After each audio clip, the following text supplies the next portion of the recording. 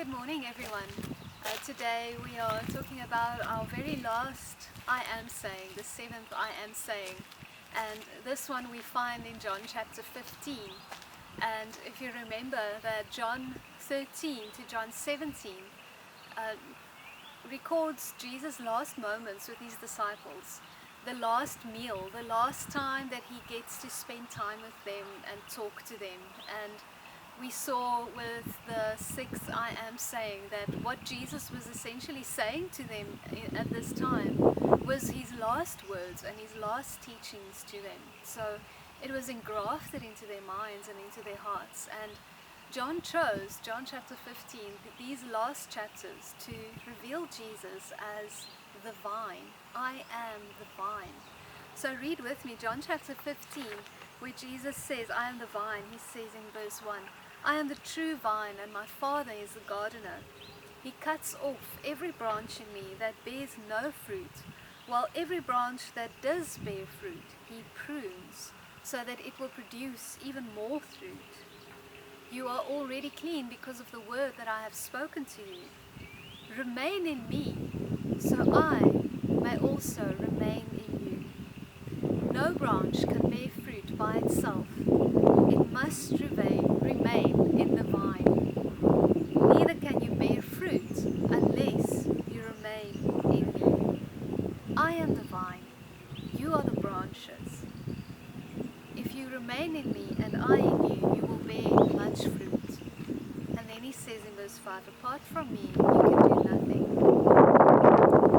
And that's when Jesus says that he is the vine. And this picture of the vine, as with all the I am sayings, have a very strong connection to the Old Testament.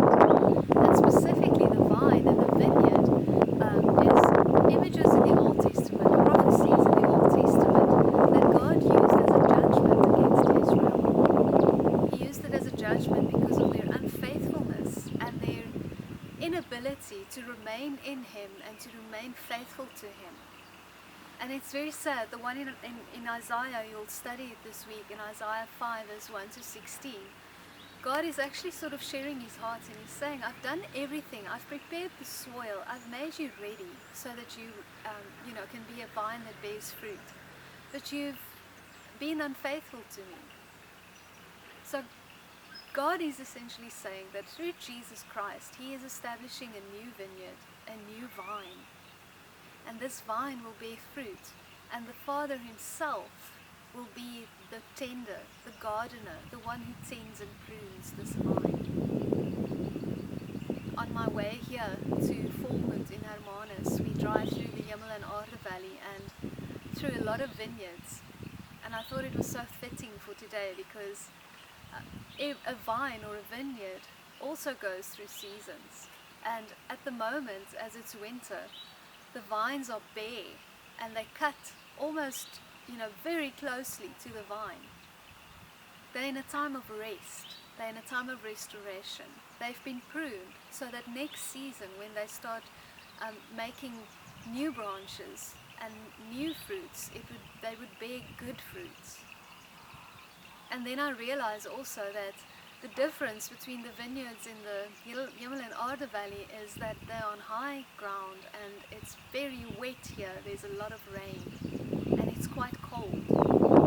And then you get the vines closer to, if you drive a little bit further inwards into the Cape, you find the vines around Montague and Robertson and those places, and it's very dry.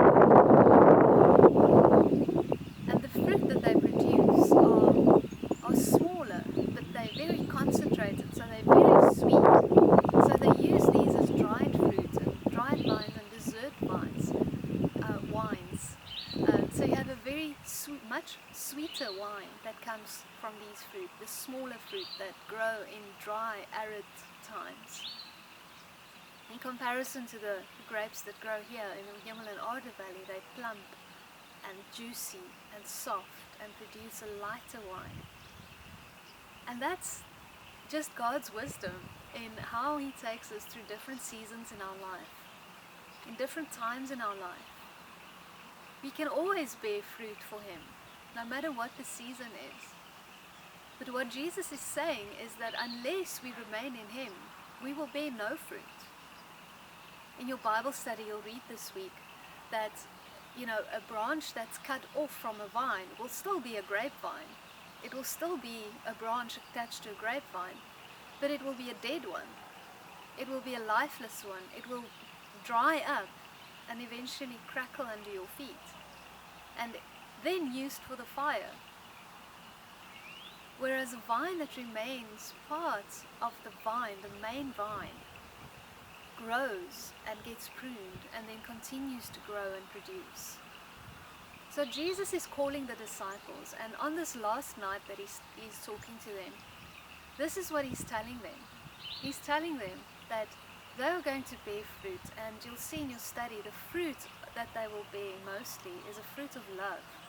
Love for one another, love for God, and yes, even love for their enemies and for those who will persecute them. But they will only be able to bear this fruit of love if they remain in Jesus, if they remain in the vine, and if they allow the Father to tend them. These disciples were about to go through persecution and suffering. They were about to go through a very dry and arid season. And Jesus calls them and he says, "Remain in me."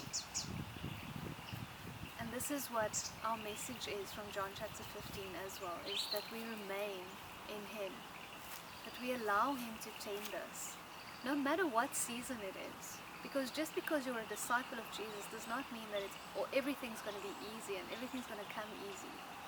No, there's going to be different seasons, and we should remain faithful to God no matter what season it is, no matter what we're going through, so that we can bear fruit that will glorify him. So this is my encouragement to you. Remain in the vine, allow him to tend you through all seasons. Allow him to prepare the fruit in you, no matter what you're going through.